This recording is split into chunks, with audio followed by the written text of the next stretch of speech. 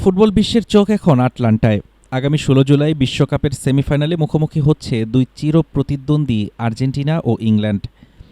বিশ্বকাপে সবশেষ ২০০২ সালের গ্রুপ পর্বে দেখা হয়েছিল এই দুই পরাশক্তির।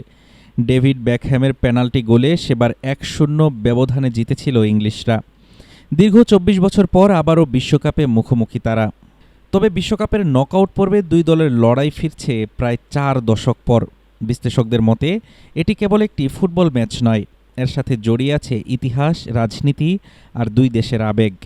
১৯৮২ সালে ফকল্যান্ড দ্বীপপুঞ্জের নিয়ন্ত্রণ নিয়ে আর্জেন্টিনা ও যুক্তরাজ্যের রক্তক্ষয়ী যুদ্ধের রেশ কাটতে না কাটতেই ১৯৮৬ সালের ২২ জুন মেক্সিকো সিটির আজতেকা স্টেডিয়ামে কোয়ার্টার ফাইনালে মুখোমুখি হয়েছিল এই দুই দল।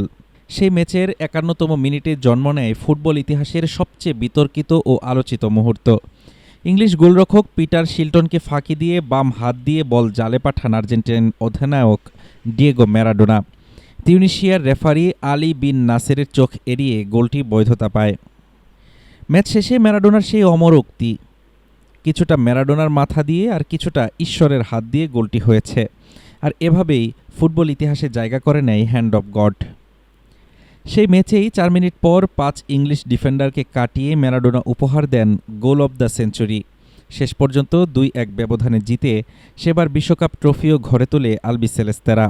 পরিসংখ্যানে বিশ্বকাপে দুই দলের ৫ দেখায় ফলাফলের বিচারে ইংল্যান্ড এগিয়ে থাকলেও ১৯৮৬ ও ১৯৯৮ সালের নকআউট পর্বের মহানাটকীয় দুই লড়াইয়ে শেষ হাসি হেসেছিল আর্জেন্টিনাই।